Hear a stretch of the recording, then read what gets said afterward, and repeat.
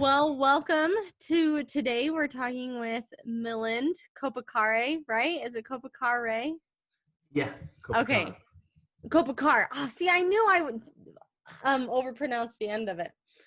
And Milind is quite the expert in many areas, but is really well practiced and knowledgeable when it comes to developing a product. He teaches at a university, some product courses, Yep. and also has worked within software to better understand go-to-market scenarios for your product. So today we're going to talk to Milind about a lot of these heavy lifting things when you have a business idea and you want to make sure it'll work out.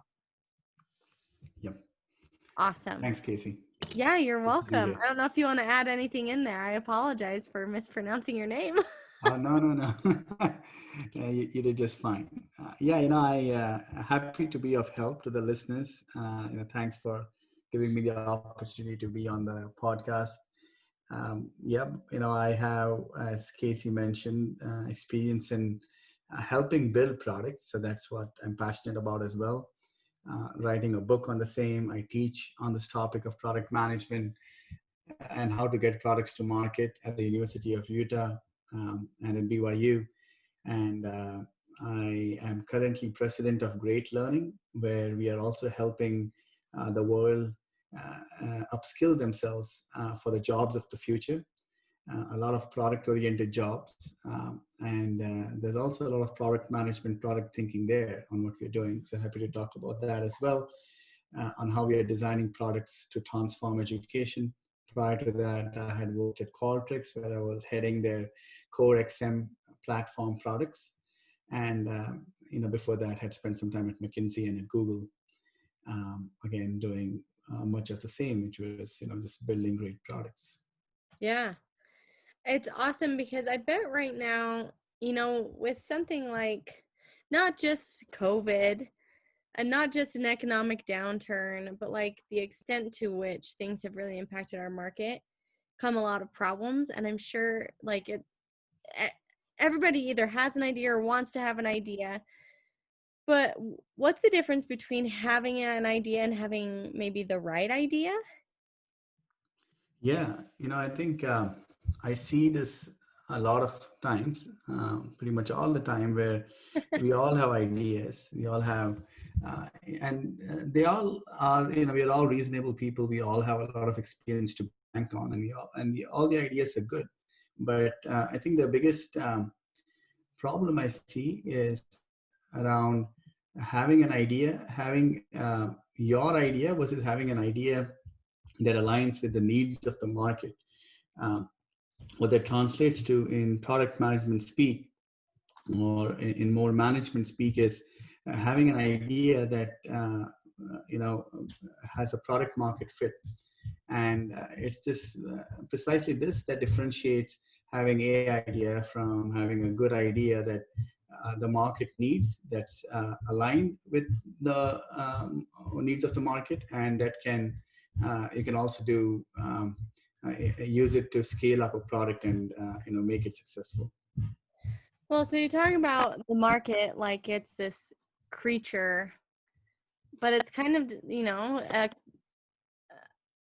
it's just a bunch of people, of individuals who have different wants, desires, needs. So how do you know when you have an idea before you've really even pursued much? Like what's the first few things you would do to make sure that there's a need for it, I guess? Yeah, so the framework that I always try to guide people on how to ascertain whether the idea that you have, whether there is a need for it in the market, right? So to simplify it, I always bring it down to these two things. When you have an idea, first of all, you got to work backwards. You got to first understand what the market needs, what's the problem you're trying to solve, and then you can, figure out the right idea to help solve that problem, right? So it's the proverbial, don't get a hammer first and then go shopping for a nail to hit, right? First, Yeah. identify where are the nails, and then you can find But the right hammer for it. but Milind, it's not about the nail. Have you seen that YouTube video? No, I haven't. It's about a guy and a girl has a nail in her forehead and she's talking about having headaches. And like, quit trying to fix my problem. It's not about the nail. Yep. No, that is true. It is not, and we can talk more about that as well. About when it comes to fixing the problem, it's not the obvious thing. But back to from a framework point of view, first of all, identify what the market opportunity is, which means understand the customer pain point. And once you have done that, you can start working backwards and find the right products for it. To your question, then, how do you go about identifying the needs of the market, what the market opportunity is? Here I would say there are two things that I always look for, or at least two questions that we should all ask ourselves. One is, do we know who's the target segment? Who is the one who's going to buy this, who feels this pain, who has a problem? And here it's easier said than done. It's also not what meets the eye.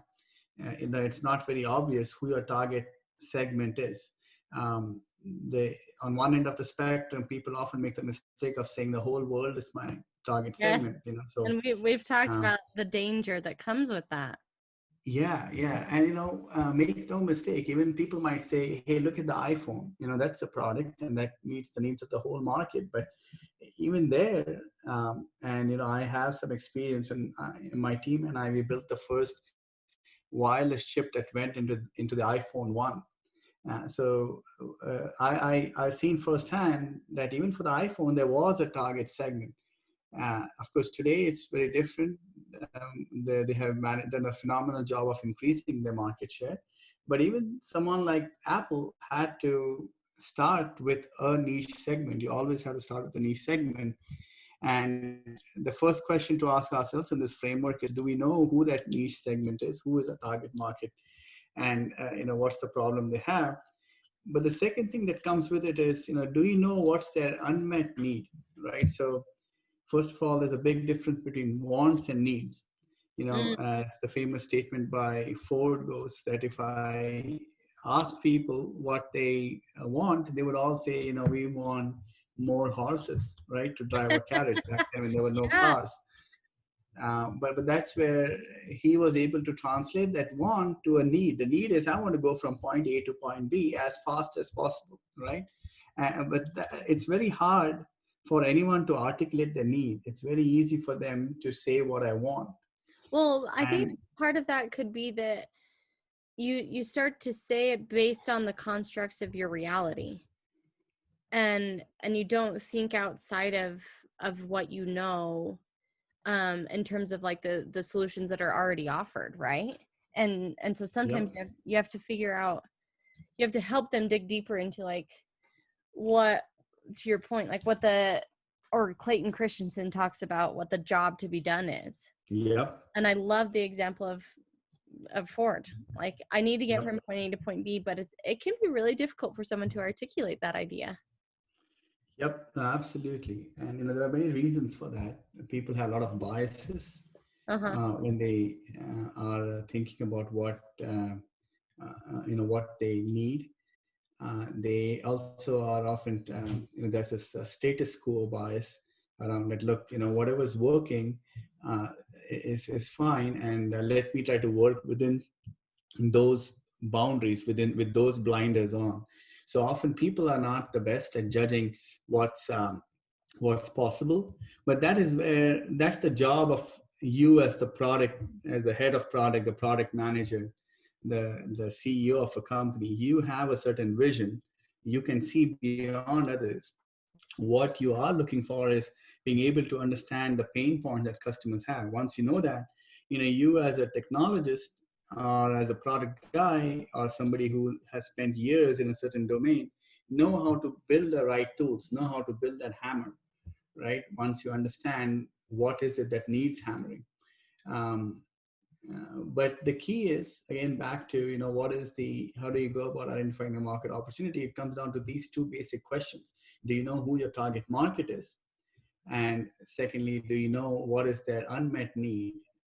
And again, I say use the qualified with unmet because, uh, you know, the people, even if you do figure out a way to understand people's needs, there are a whole set of needs, and there's this famous, in psychology, we study about Maslow's laws of hierarchy, Yeah. where, you start with, food is a basic need, absolutely. Shelter is a basic need.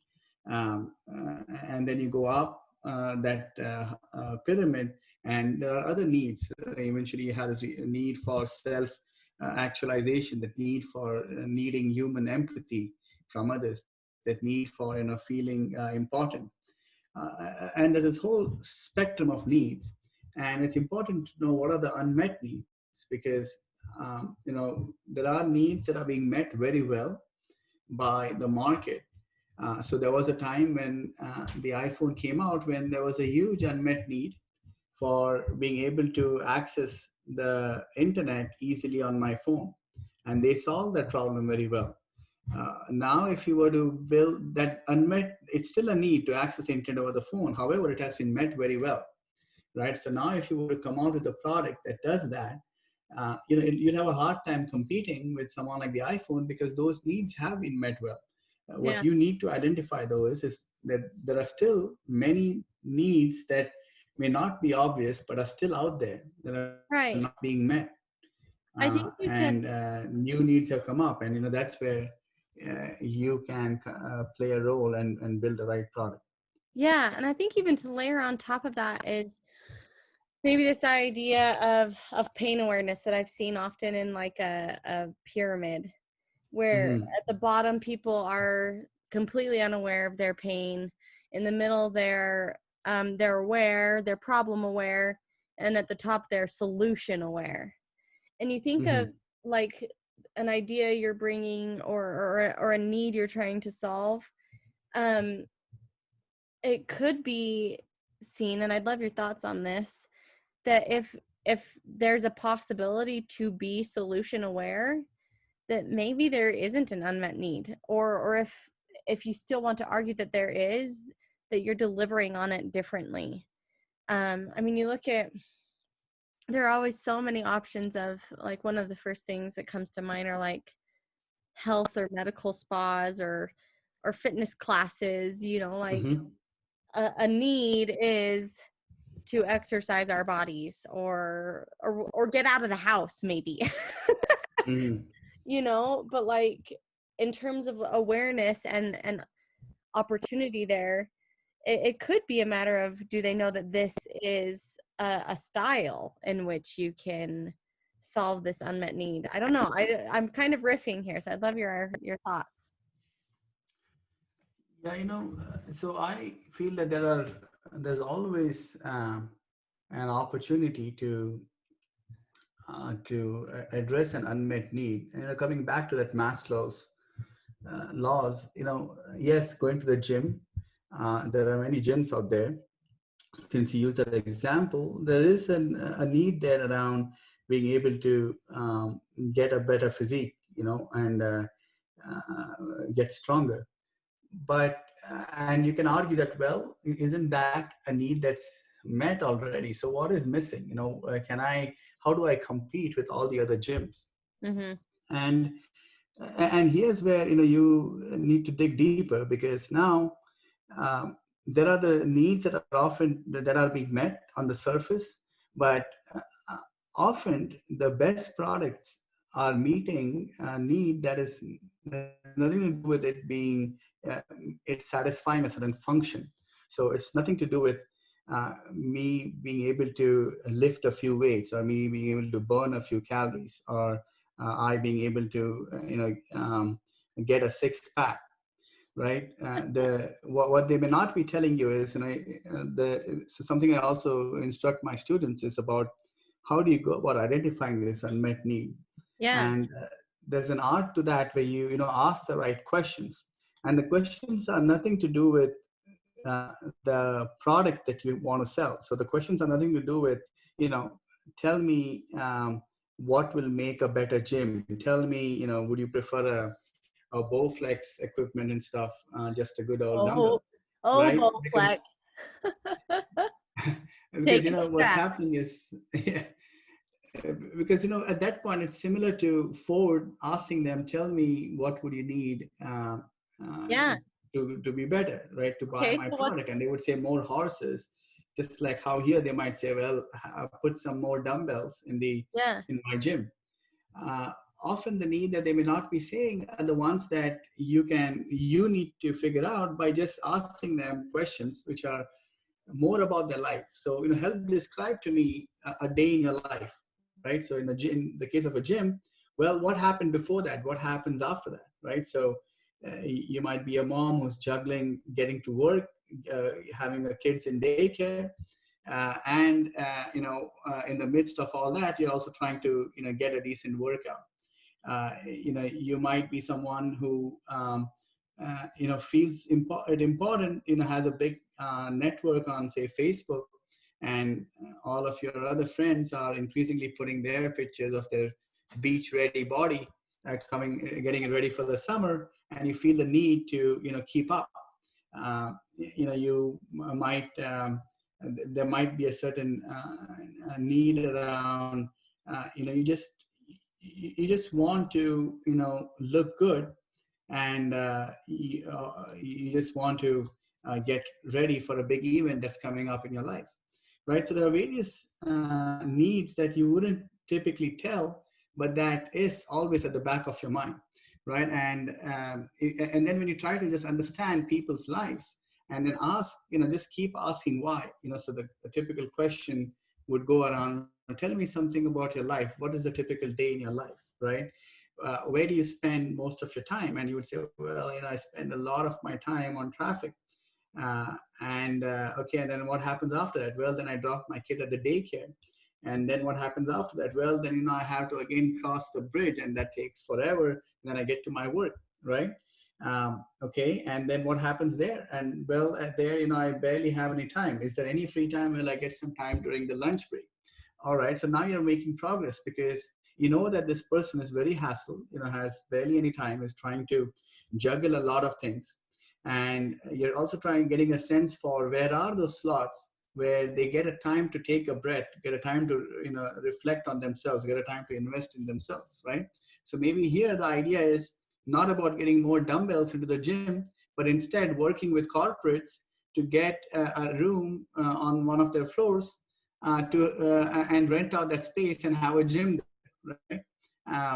Or maybe the opportunity is to have a partnership with daycares, and just have a room which is separated by a glass wall in the daycare, where you can work out while watching your kid and making sure that the kid is doing well.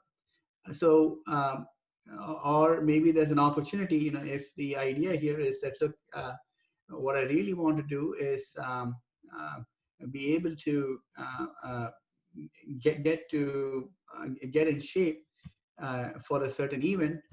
Maybe it's not about investing in better dumbbells, but investing in some kind of a scheduling software that helps you track how many days you are from a certain point, and therefore what you need to do by a certain point in time. Such a scheduling software that can help you in your gym would be something that would be hugely appreciated, right? Because that's what people are trying to solve for. Yeah. So the idea is not just directly looking at what's the obvious, which is, hey, look, I want, maybe the obvious thing is that if I have more dumbbells in my gym, more people will come. But rather looking at the non-obvious, needs. You mentioned about Clay Christensen, the jobs to be done. Well, what I would say is not the obvious jobs to be done, but the emotional and the social jobs that you want done, right? And often those never get articulated, never get prioritized, never get told. So it's those unseen, unknown emotional and social jobs that you need to figure out for your customers. And the only way to do that is just by going deep into questioning what they do on a daily basis. I love that. Is that like in terms of execution on that? Is that something that has to be done face to face qualitatively? Can you do it quantitatively? How do you do it without leading someone and like giving them an idea of what you're like? How do you do it in such a way that you can get those genuine, authentic responses and get rid of maybe all of your assumptions? Yeah. So, just like most of the things in this field, it's now bordering into the field of understanding human psychology, right? And just like everything else around understanding humans, it's not easy. It's not that you're just trying to solve a piece of code where you can debug it and say, okay, there you go, I can point my finger on what exactly is the need. uh, but nevertheless it can be done, and those who do it set themselves up for great success on whatever products they build. Some techniques that I've used in the past and I recommend, that I also seen other people do successfully, is first of all, there is no silver bullet. You should use a range of techniques.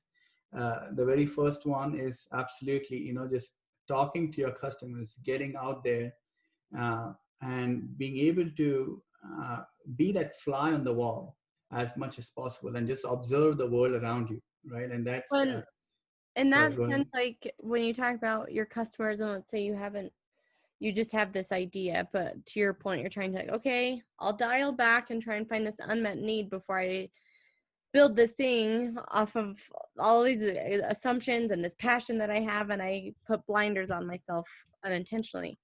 In Mm-hmm. that case, is like friends and family enough, or are you thinking something else?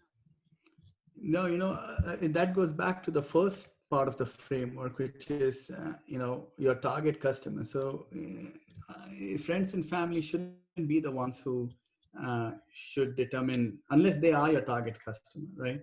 Um, they are not. They are not. They shouldn't be the ones you should be interviewing and observing. Um, also because if you do that, you end up usually um, just biasing yourself. Yeah. A good example is my kids. And this is apparent not just for us, but even with say my kids. And the example I like to quote here is, last summer my boys were selling lemonade, just like any other kid Yeah. in the neighborhood. And, they were selling lemonade. And then there were kids just across the block who were also selling lemonade. And there was other kids on the other side of the block. And you could just imagine how that would have turned out. It was just a battle to the bottom of the barrel in terms of who can bring their price down and who can shout the loudest, right?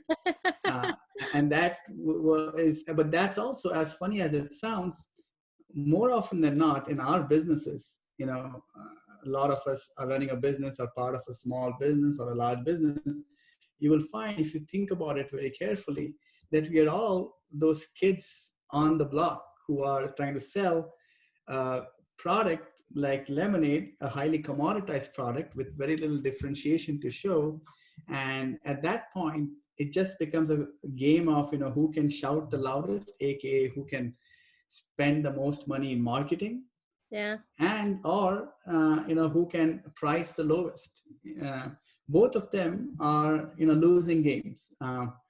Pricing is absolutely a losing game, and the part around marketing, well, that's a losing game, because you are essentially, your costs of acquiring a customer are higher than the money you're going to make by actually selling your product, right? It's the classic dot-com bust story in the early 2000s. One can argue even now, a lot of Silicon Valley companies, they spend a lot on marketing without any regard to unit economics.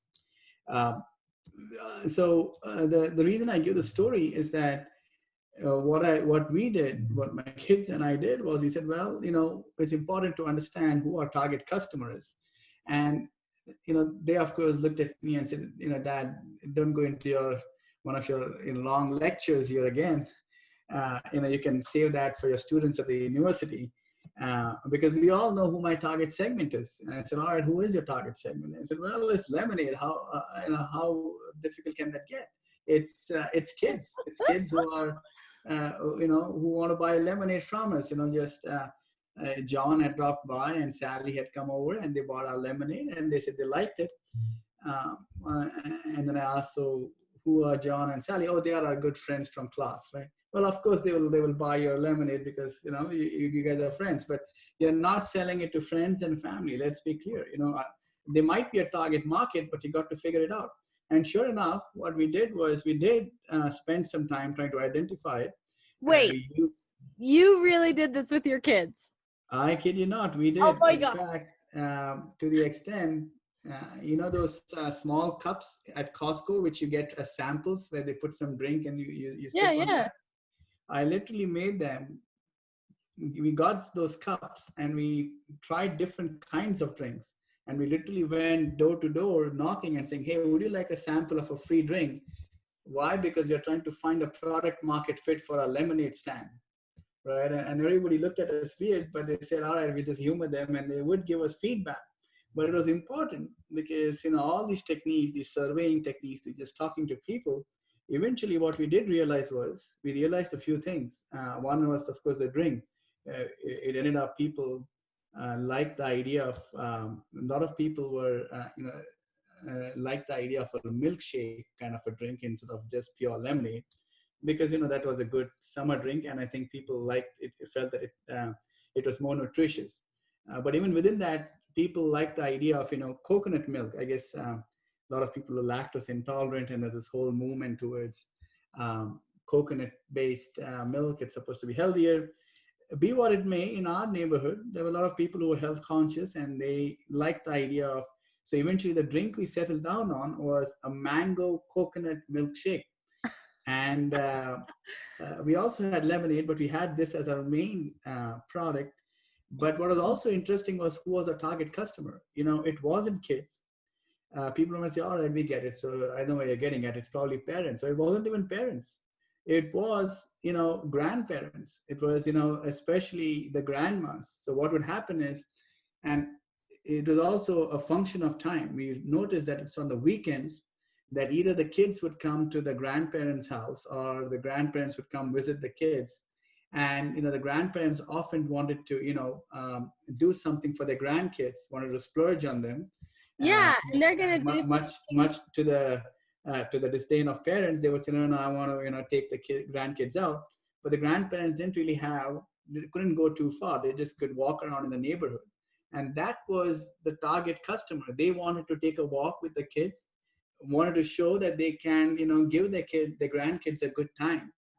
And that's all they wanted. They wanted to take their kids out, their grandkids out, give them a good time. And they saw the stand, which seemed to differentiate from the block where everybody else was selling lemonade, which, anybody can make. But then there was this weird little stall on the street with two kids selling this mango coconut shake, which looked exotic. It was around the same price point. And it wasn't for the grandparents. Often many of them were suffering from diabetes, right? So they would probably stay away from it. But they would buy it. They would buy it for their grandkids. And therein was a target buyer. It was not the kids. It was not the parents. It was these specific segment, these folks above 60, above 65, these grandparents who wanted to target their grandkids, who loved that feeling of having their grandkids, slurp on that coconut milkshake and just watch them and just revel in the moment. And that's what we sold for. So fascinating, because your solution appealed to that unmet need of your buyer, but your solution was also constructed in a manner that, like, I'm just reeling about this, because the buyer, but there's the consumer in that case. Yep. And The how, buyer here was different from the consumer. And, yeah, people often get that wrong. And what you are solving for, you're of course solving for both, because let's face it, if that kid did not like the taste of that mango coconut shake, they would, I would be able to sell it once, twice, but then people they would tell stop buying. Nana So it and had say, to I don't sell. want to go So there. so we in fact even got these little 5-ounce and 8-ounce cups, which had a little bit of some kind of a Disney character on it. Why? Because the kids wanted to feel special. The grandparents wanted their kids to feel special, and therefore they felt special. The drink definitely stood out because it was this a different color. It had this the mango color. We also had it in a nice caption, so it stood out from the rest. It also was something that based on a test, we tried different combinations. We tried some strawberry fizz drink, and we tried the good old lemonade, and we tried various things, and this is where we settled down on. And the kids liked it. The grandparents felt good about it, that they also felt good about it because the parents would tell them 100 things about, okay, if you want to take the grandkids out, look, John is allergic to peanuts, Sally is allergic to milk, and I don't want you to feed them this, no candy, no this, and there was a long list. So at that point, when they saw our drink, where it also just blared out how nutritious it was, that how it was a good thing, it was a no-brainer. It met all the check marks for the grandparent. Yes, it meets the parents' requirements. It is attractive to look. My kids seem to like, the grandkids seem to like it. And hey, you know what? This makes me feel good, because if the grandkids are happy, that's what I live for. And that made all the difference. There was, on a given day, the kids, although it was restricted to the weekend, they would come back home with about $80 for the day, which is saying something, because the average kid would probably make about $5-10 after a few hours in the hot sun with the lemonade stand. Oh my gosh. That is just brilliant. I want to hear, just out of curiosity, what the process was like when you sat your kids down, like, okay, let's look at our product, and like how you came up with different drink ideas, or if like cookies were introduced. Like, I'd love to hear like how that came up, and did you have to look at your target buyer before you started that process? No, the process. Well, it was clearly working with kids is different than working with Yeah. adults, right? So you can imagine the kind of promises I had to make to get them to engage with me, to humor me. But uh, but I guess they're still at that age where they listen to dad, listen to their old man, and uh, and the process was about identifying the target buyer. It was not that we identified a target buyer first. In fact, that's the whole point. You don't make those assumptions, right? Like you said, you go in with a blank slate. You go in with the idea to listen. We started with kids. We would ask kids, so what's your typical day like? Do you go, you ask their friends who were in this case a target buyer, saying, well, when would you go and get some drink to have? And they would say, well, maybe in the afternoons. We say, all right, fine. So we get that in the afternoons. During the weekdays, well, the thing is, I don't have the money, so I had to wait for dad or mom or maybe grandpa to come back. We are like, all right, so that was the first discovery. Right? Well, looks like although this person is the consumer of a product, they ain't gonna pay the money, right? So therefore, they are not the customer. And which point you would say, all right, so well, help me understand who has the money, who pays for the drink. Well, it would be mom or dad, clearly, in which case you would have to figure out when mom and dad come home, right? Because that would be, so that would narrow down which are the times when you can sell your product. But then you would dig even deeper. So how often has mom and dad bought your drink? And often the answer would be, well, it's really hard for me to remember. But you just said you had a drink. I said, yeah, because, grandpa comes every weekend, or grandma comes over, and, I look forward to that moment because they just give me whatever I want. We said, well, all right. So who is this grandpa and grandma now in your life? You never brought them up before, right? And that's how, you keep digging further and further. So what you're doing is you are helping evoke a narrative, a story about the life of the customer, right? And that's the important thing. To really, they say you got to get under the skin of the customer, and I think there's a lot of truth to that. It's not just about asking them, so, when you're thirsty, what do you like to drink the most? And sure, the answer might be lemon, the answer might be something actually which just comes to their mind. But that's not what you're after. You're not after building a product. You're after really getting into the skin of the customer, truly empathizing with them, walking in their shoes, and being them, and saying, all right, this is the life that you lead. And now that I know that, let me try to solve for, if I can, right? You don't have to shoehorn your product, but if you think you can make their life a little bit easier based on the narrative, the story they tell, well, that's when you got a winner. That's when you can build the winning product that will make a difference for them, and therefore will make them buy it. Oh my gosh. Like I loved that example. It helps simplify it so much that like you really don't realize just how many assumptions you have. So I'm actually going through the E-Myth Revisited right now. Great, like all-time classic entrepreneur book. Uh-huh. And he talks about why so many businesses fail. And he's like, it's because people take this thing and think that passion, that level of execution, that skill or talent can then be translated into a business, and Yep.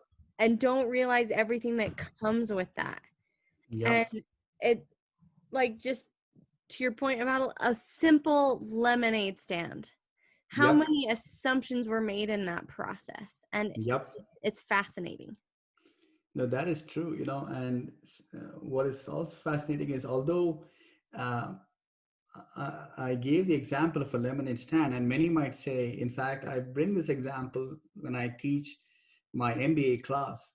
And often, at first glance, it's met with, a whimsical, all right, oh, this is lemonade stand, yeah, we get it. But then, that's too simple. Our world is complex. The real business world is very different. You're not dealing with grandmas and grandpas. You're not dealing with kids. You're dealing with all these complex set of suppliers and buyers and these third parties and these partners, and it's a whole different world. Well, while I don't disagree, what people also fail to see is often the foundational blocks of how you go about identifying uh, who the segment is and what their unmet need is. Those principles always stay the same. And I think, as you brought up, right, that when we say this market, who is this market? It's nothing but people like you and me, right? When we say, when I was at Qualtrics, we would sell $1 million deals to some large Fortune 500 company, and sell some CX product. But at the end of the day, the person who bought it was a person. It was the chief marketing officer, or the director of the contact center, or somebody who was an analyst who was responsible for customer success. It was a person, right? And at that point, this person might very well be that very grandma who also has a busy day. She has to make a decision of whether to buy a Qualtrics software. And after that, you know what? She has to get into the car and go over to meet her grandson, and go with the grandson out into the neighborhood and buy a lemonade, right? So this is very same person that we're talking about here. And if you get to know that person, get to walk in their shoes, uh, the problems you'll realize that you're solving for them, the fundamentals still remain the very same, which is, have you identified who this person is? And second, have you really understood this person to identify, what are the unmet needs that you're trying to solve for? Yeah, and that kind of butts us up against our time, where we kind of do start to recap our 3 takeaways. If you had to add, would there be a third one to that? Like understanding them, walking in their shoes, and truly identifying their unmet need? Or is that like the 2? No need for a third? What I would say is, so there's what we talked about here was about the market opportunity, which I think is paramount, right? So after that starts the fun part about, all right, now build that famous hammer that you kept wanting to build all this time, right? And there's an art to that as well, on how do you go about building the right product, finding the right, looking at different concepts, looking at, different prototypes, packaging, and so on. But that's for another day. But I think if there's one lesson that I would tell people, or back to your 3 points, I think I would break it down into, first of all, and I can't emphasize this enough, and I can bet you that we all, including myself, even to this day, make that mistake of saying, hey, wait a minute, I got a great technology. I got this, I built this awesome mouse trap. Now let me go find mice, right? So we always have that mindset of, which is, it's just human nature. We come up with something brilliant. We are all, great at thinking of ideas. But then we go about searching for a market. And I think the number one thing I would want to leave the audience with is always try to build that nose for understanding where the market problems are, where the opportunities are, before you jump into thinking that your idea will solve it. The second, I would say, is once you are able to identify the market opportunity, ask yourself, this one question, that who is that buyer, right? And by the way, the buyer is different from the consumer sometimes, so many a times. Like the example I gave you, even with a simple lemonade stand, the buyer is different from the consumer, right? So who is this buyer? Well, Right? even with Qualtrics, both of our Yep. experience there, you have a buyer, but then you have end users, and they are different. Absolutely. Absolutely. The buyers, yeah, you're right. Especially in an enterprise company where you're selling to another business, often the buyers and the people who use your product are very different people. And the third would be, and that's probably the hardest among the 3, is even if you have understood whether there's a market trend, there's a need, let's say in case of Qualtrics, there was a market trend for customer experience. Great. Even if you have understood who the buyer is, which is your, head of the contact center, the customer support center, of marketing, who's going to be typically the one who's going to be buying a customer experience software. Even then, the third part is probably the most challenging, where you have to truly get into the skin of the customer, is, understand what is their unmet need, because you might go with a list of 100 things that your product can do, and none of them will matter. What will matter at the very end might be something as simple as that, look, if you buy my software, you will be able to do this one thing which would have taken you an hour, and you would be able to do it in 5 minutes, and get into that car and go to your grandson and go buy him that lemonade, right? And if you make that one point, and maybe that is all that you need to seal the deal, right? But that unmet need, being able to identify that, I think would be the third point that I would leave you with. So the 3 things, understand the market trend, understand who your target buyer is, and the third one is make sure you truly understand what's their unmet need. So good. Thank you, Milind. That was fascinating and eye-opening. I'm happy to be here. Okay.